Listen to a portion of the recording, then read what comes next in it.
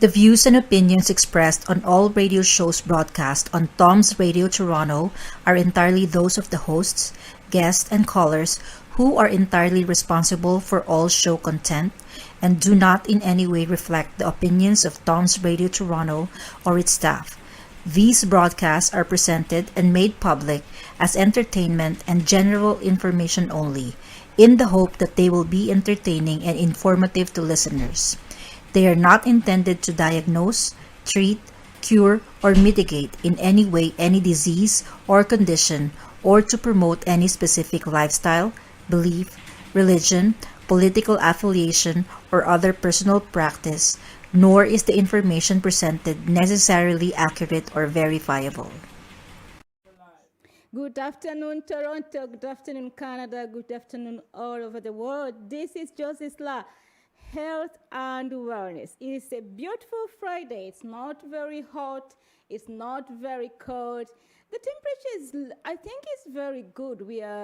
I feel that we are almost ending summer. When I always see that I can switch off my air condition, I know that the summer is almost over.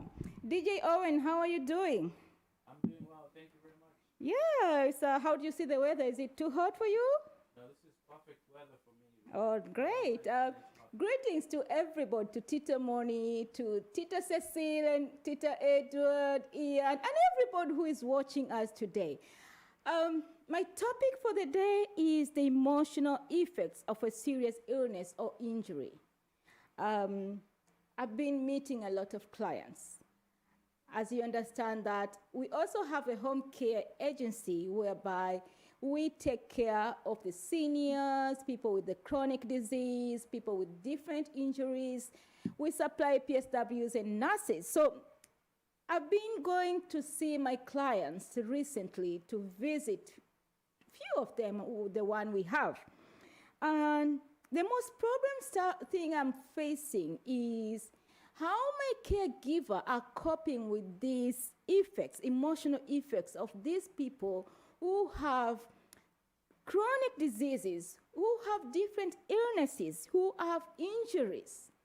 It's very difficult if you don't understand how to cope, how to take care of these people, because anybody with a chronic illness, with injury, with frustration and stress, they have some emotional effects.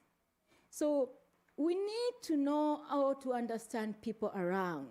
But not only those people who have illness. You know, there are some people having some health issues whereby themselves they don't understand what problem, either if they have a problem or an issue. They only know that they are doing okay. You know, when you are having certain issues with you don't understand yourself, but people outside you, they look at you and see. Unless you take time to reflect yourself. I have this habit.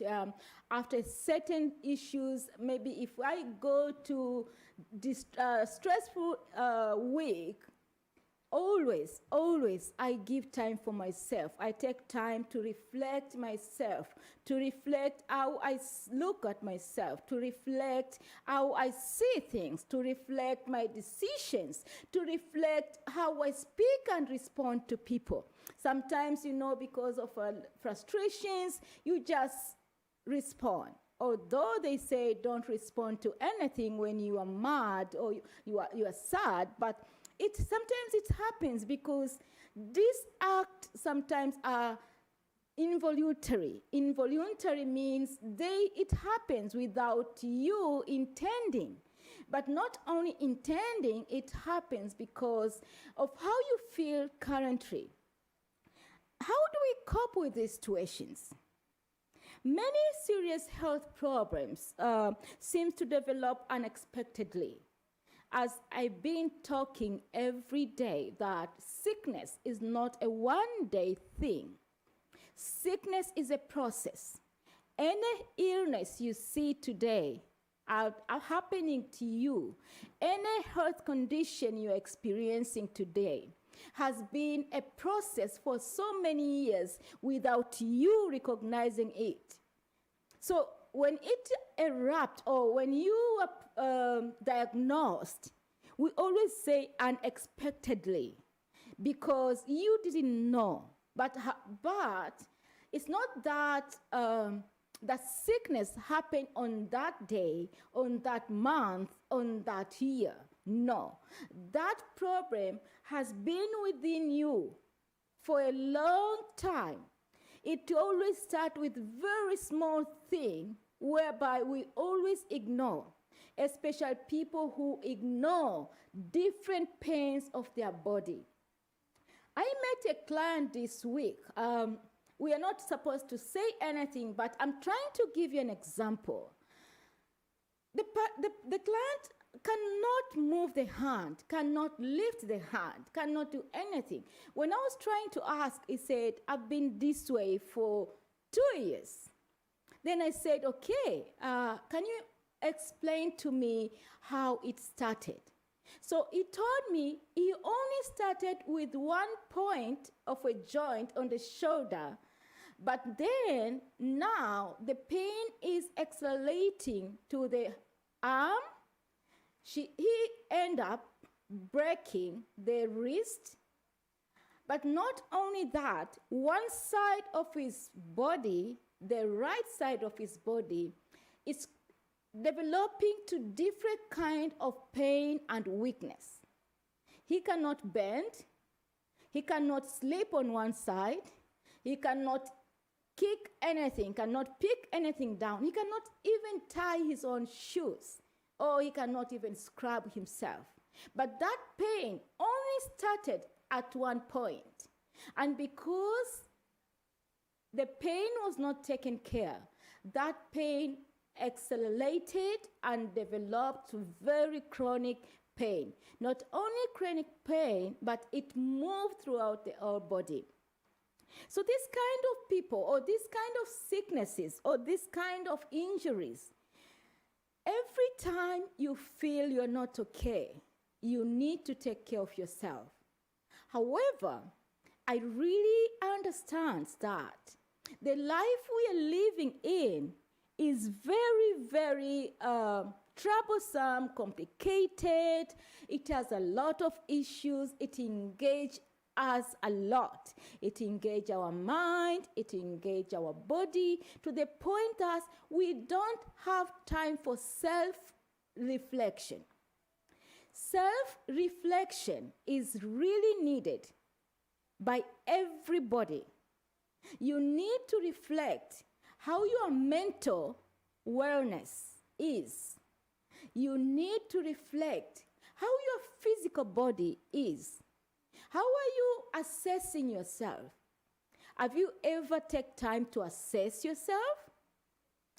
Have you ever taken time to assess your kids, your marriage, your lifestyle? Because if you don't learn to assess all this stuff, these things are going to affect you. These things are going to disturb you in future, no matter what. Before I proceed, I always like to give these stories. I was talking to my professor yesterday. She was trying to explain how artificial intelligence works. And then at a certain point, a topic about Facebook page came over. So what we are trying to analyze there is that how the institutions, the governments, the people, good and bad people, how different words are using our data to get informations and then come back to us with either positive or negative things. So I asked her the question and said, okay, if you think they're taking my data because I'm posting in the Facebook, or how will that affect me? Then he said, Josephine, think deep and think out of your box. Because whatever you post about yourself tells something to one person. And that thing, because you don't know what kind of data they want, you don't know what kind of data they're collecting, they might come back with some effects, positive or negative, to you. And this can be direct or indirect. Then I said, what do you mean? Even the sicknesses, the disease. He said, no wonder, even the illnesses and diseases, they happen because of all this kind. Because a lot of informations give details to researchers, to people who want to plot some stuff. And this comes back to you with some either positive or negative way. So I said, okay, do you mean my life can be disturbed without my knowledge? He said, 100%. Your life can be disorganized, disturbed, frustrated without your knowledge or willingness. Because the artificial intelligence, sometimes the way these robots, this new world system is working, it works behind our back, whereby we don't need to give consent. And this is the reason he said, look at how people respond to this life every day.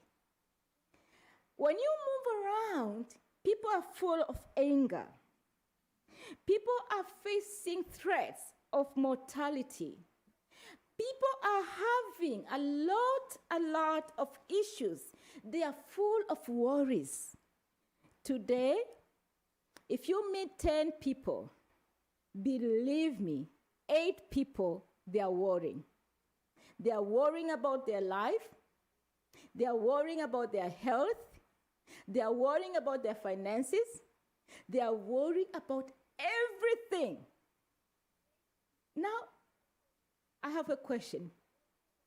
If you are worried all the time, if you are worried about that illness that is going to kill you, if you're worrying about that weight the doctor told you you look obesity, if you are worrying about that lifestyle, if you are worrying about employment and job, if you are worrying about your financial status, how can you be healthy?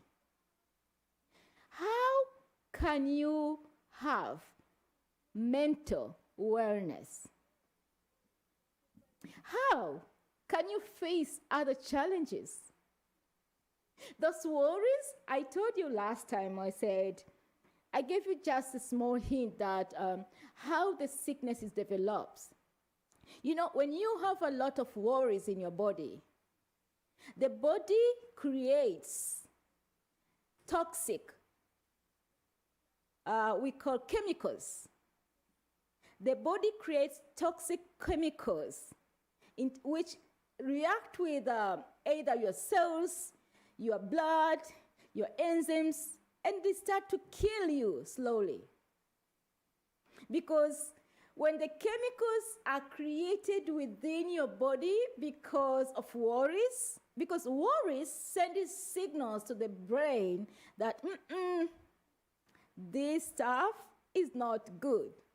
So when you have worries of you will die anytime, worries that you're not stable, worries that your life is something different, you will lack sleep.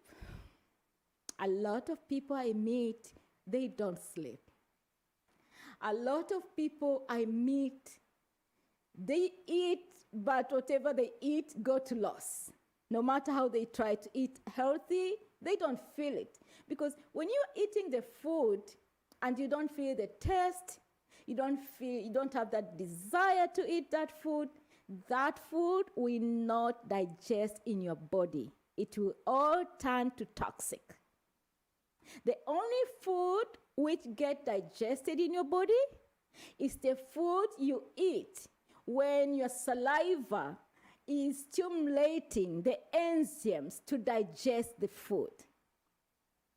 But if you eat the food when your saliva is dry, and then you say, let me push this food with water, believe me, that food turns to cholesterol, toxic, and other stuff. So this is how the sickness are developing.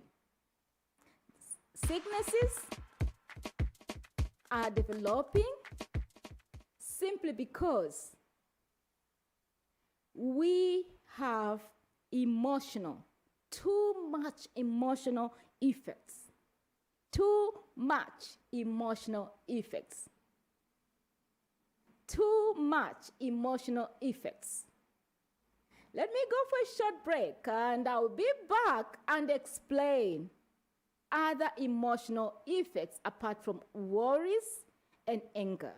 And then we will see how all these emotional effects are leading us. Stay tuned and don't leave your screen.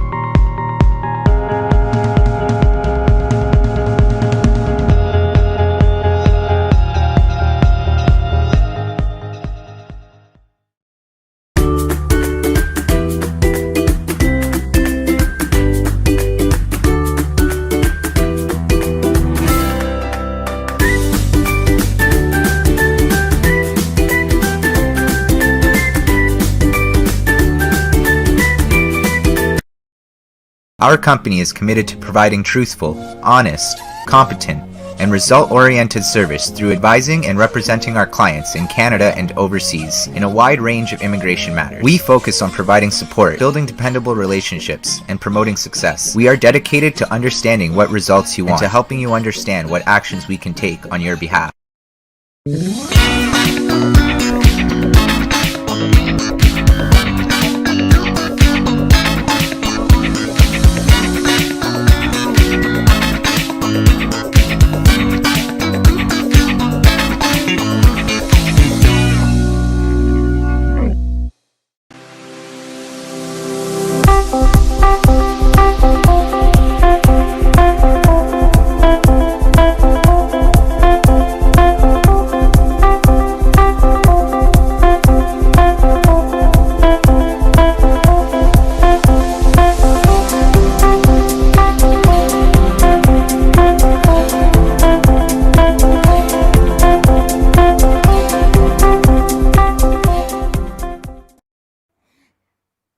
This is Tom's Radio, Toronto 3768 Bathurst Street, and this is Josie Sla. I'm back, and we are talking about the emotional effects of serious illness or injuries. So, I was talking about the worries. Let us talk about the grieving of your loss of your health, because people only think they grieve for people who have died. People think grieving is only when you have lost your loved ones. Believe me, people grieve for their current situation, conditions. Those people who are having chronic diseases, they grieve of their loss of their health. They grieve how they cannot do anything. They grieve of how they look like and feel. The grieving condition they are holding, draw them back slowly, because every grieving condition destroys or disturbs your hormones. You know, I told you, I said, I always tell you that our hormones are only developing when we have positive conditions. When you feel negative, you don't destroy only your physical body, you destroy your hormones, because body and mind react. When I say the body and mind react, that means the body and the mind and the internal body communicates. So when you have issues in your brain, when you are mentally disturbed, believe me, your health is disturbed. And this is why when people go through difficult times, they lose weight, or they become thinner, or they pale out. You know why? It's because the connection of the situation affects the internal development of your healthy, especially your hormones. Taking care of your body outside does not help.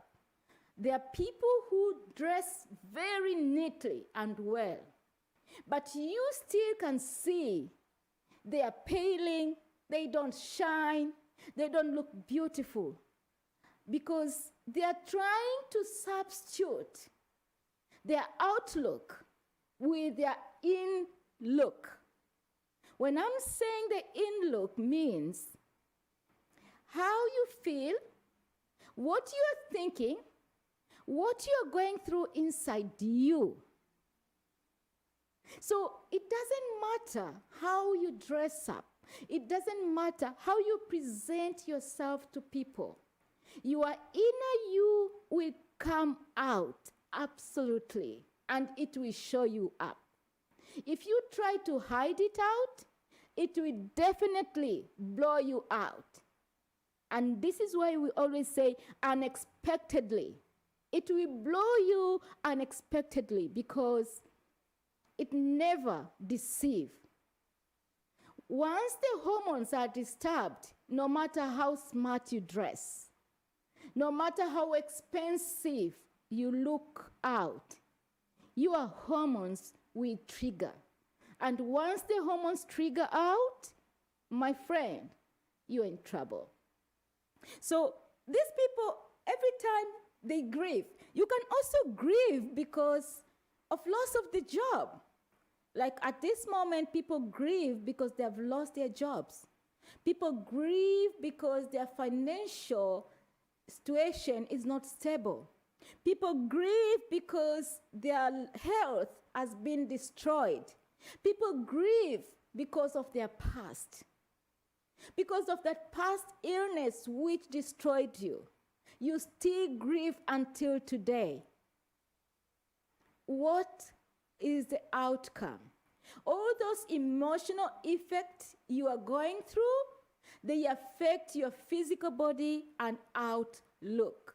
Sometimes you see yourself changing in figure, changing in the face, in the hormones, in everything. It's because you have that emotional feeling of grieving. And when you ask people, how are you doing? People deny it. People deny it. You know, one thing I learned in my life, and I this tell everybody, if I'm not okay, I will tell you straight in your face, please, I need time, I'm not feeling well. It's not that I'm sick, I have a lot of stuff I need to digest. If I don't want to talk to you, I will say, give me a break. I need to be quiet. If I'm going through difficult times, I just isolate myself for a while. Because I don't want to feel angry. I don't want to have that grieving moment. I don't want to have to face, to make myself face the threat of death, because if you keep hiding the sickness, the problems, it will take you unexpectedly. This is the reason you hear people have breast cancer. You hear people have heart attack. That breast cancer is simply accumulation of anger, pain, which created clots around the area, which changes your hormones. And then you develop to that sickness.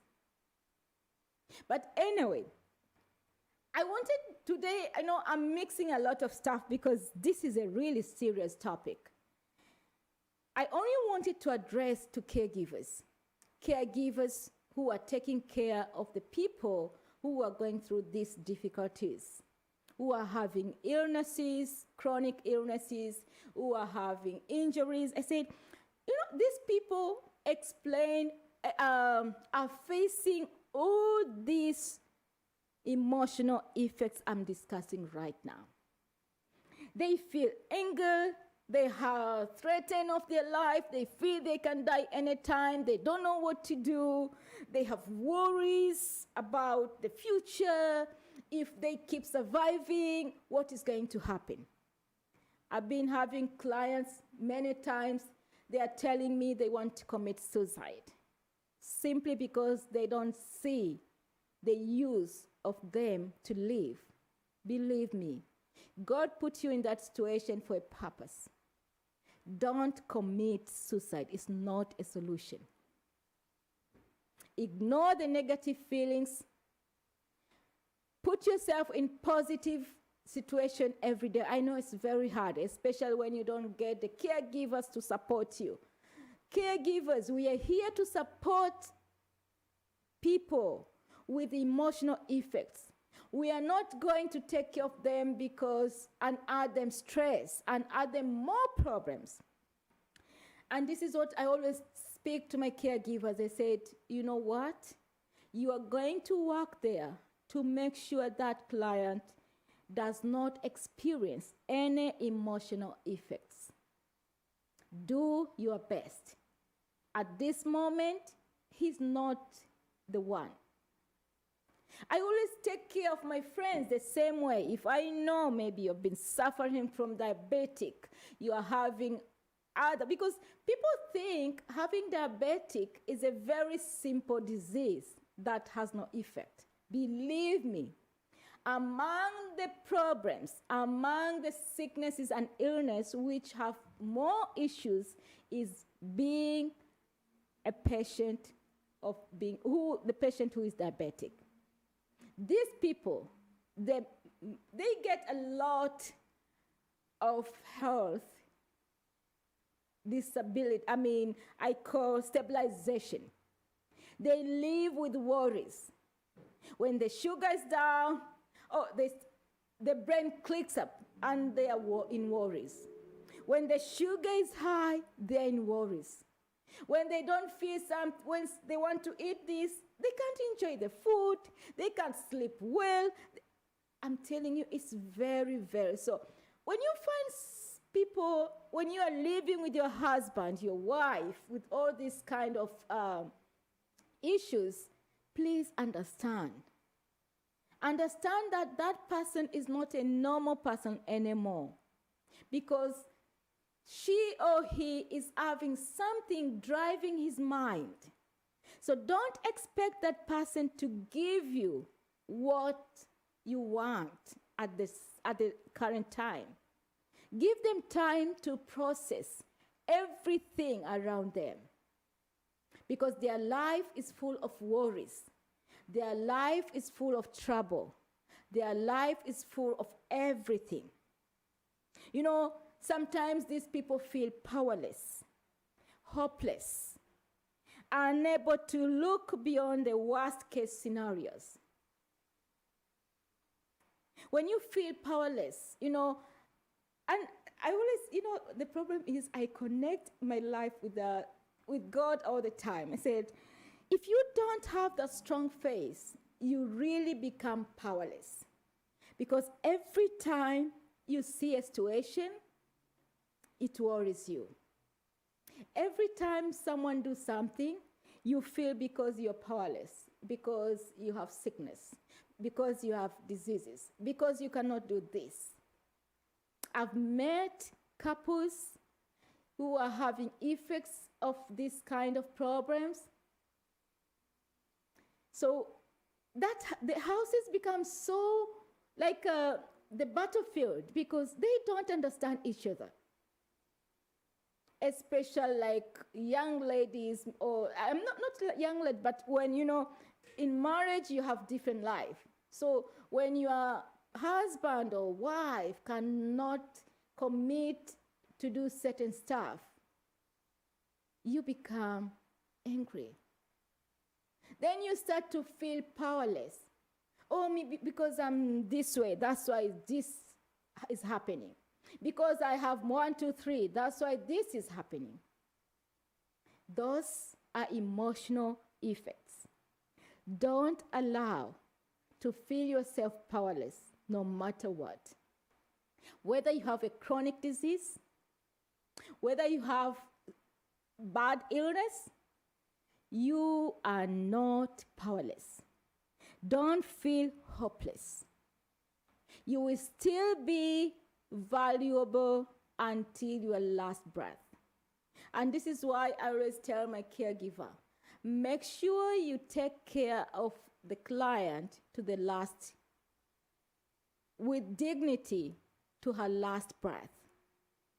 I really hate the system which decides to keep people in sleep simply because they're palliative. You keep a person in sleep so that she can die or he can die, that is a big sin. Everybody deserves dignity. We should not, because of medical expertise, to see somebody is powerless and hopeless and make decision to put them to sleep so that they don't eat, they don't do anything, they don't disturb until they die. God forbid. If you're a health expert, you're a doctor, you're a social worker, you're a nurse, don't involve yourself in such kind of decisions. My heart always broke when I see families, doctors, just make a decision to put their loved one into sleep until they die. What does it mean by being palliative? Being palliative does not mean you're powerless. Being palliative does not mean you're hopeless. Being palliative does not mean you are unable to receive love. I remember back home, my grandma was almost 125, lying on bed.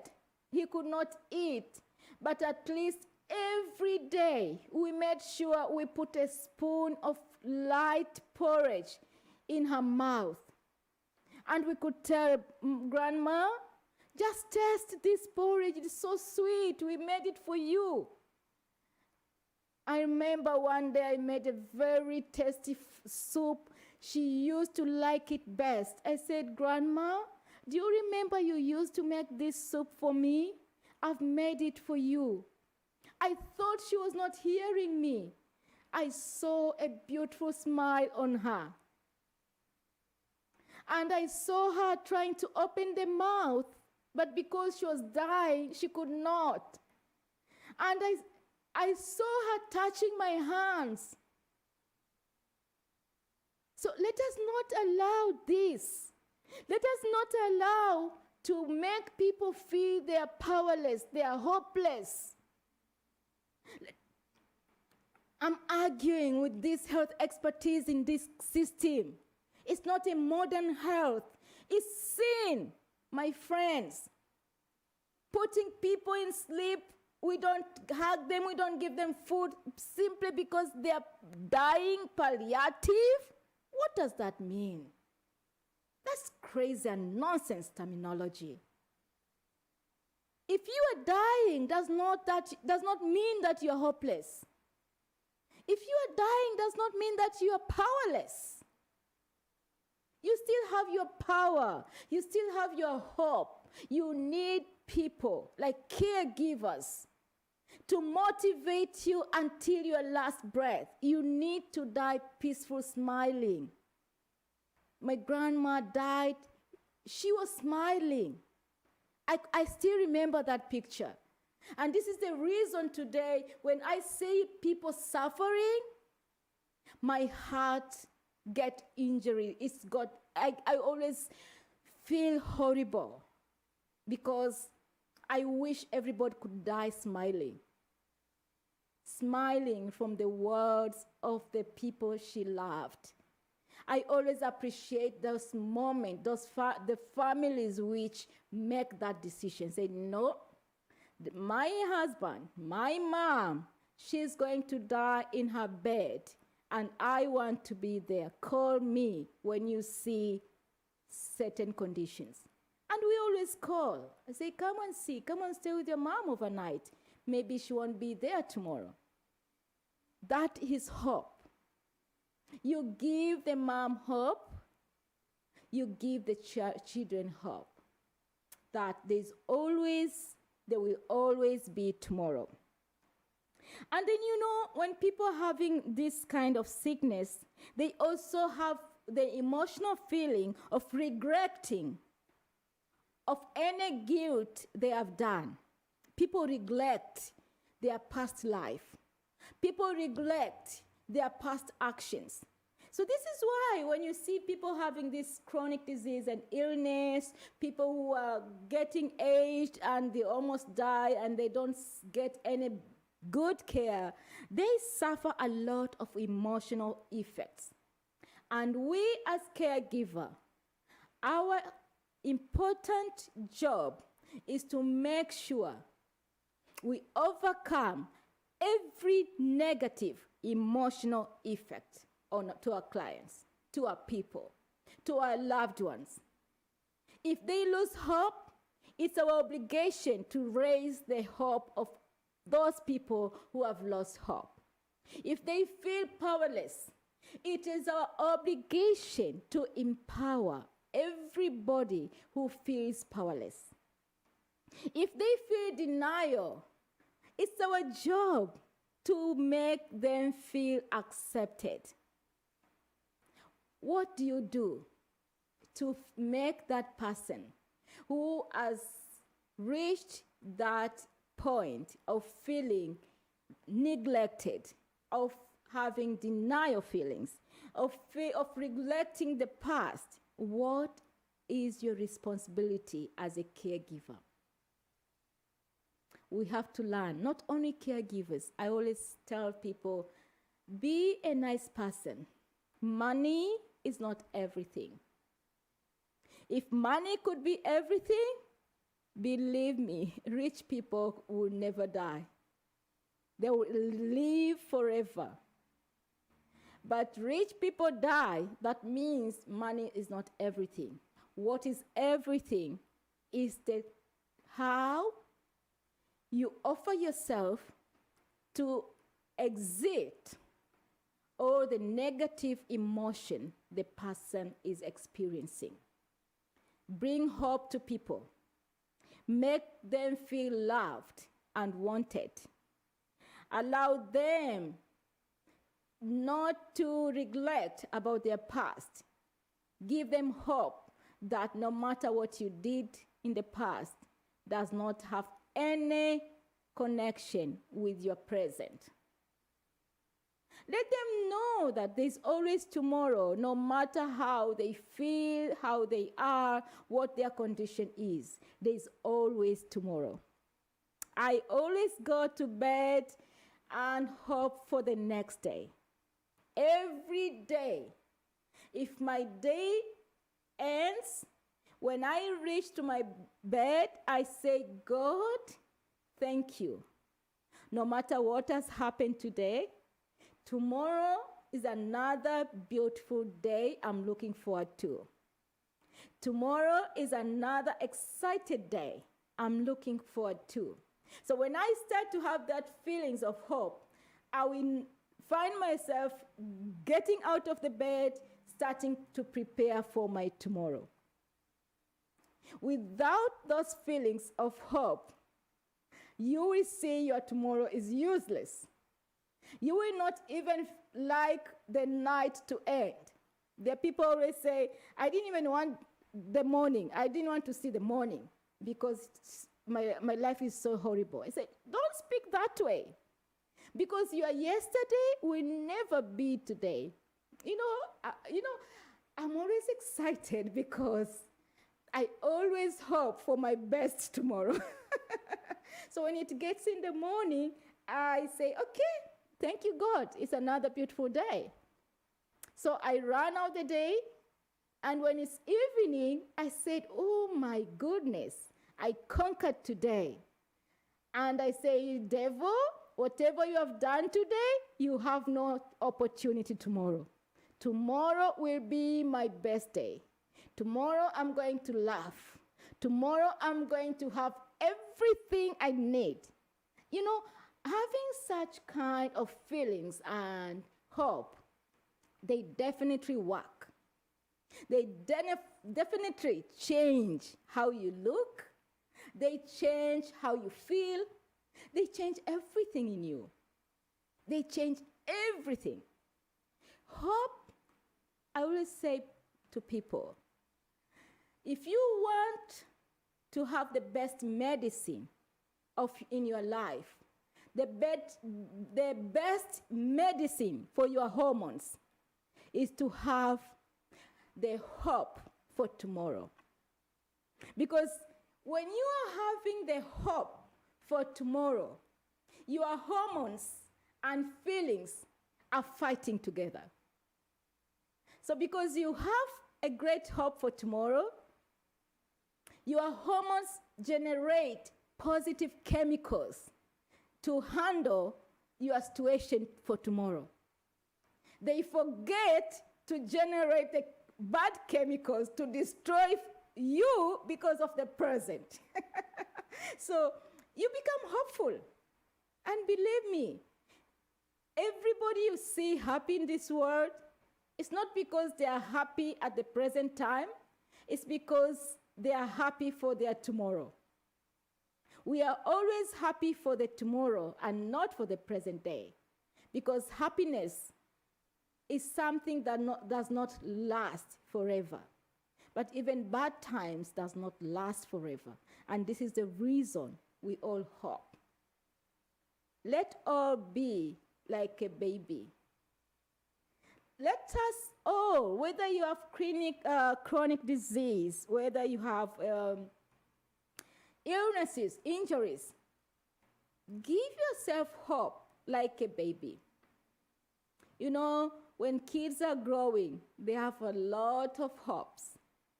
I was talking to somebody yesterday. I said, you know what? Every child dreams to be a president. I said, not me. I know where I am going. I am a queen of myself. So don't tell me that every child dreams. I said, no. Every child has a specific dream and hope. And I'm going to be that child because I take myself as a baby because my Father in heaven look at me as a child. So no matter how age or old you look at me, there's only one person who look at me as a baby. Only one person who looks at me as a baby. I don't care how you look at me. I will always have hope like a baby. Thank you so much, viewers. My time is due. I wish I could continue. I have a lot to say.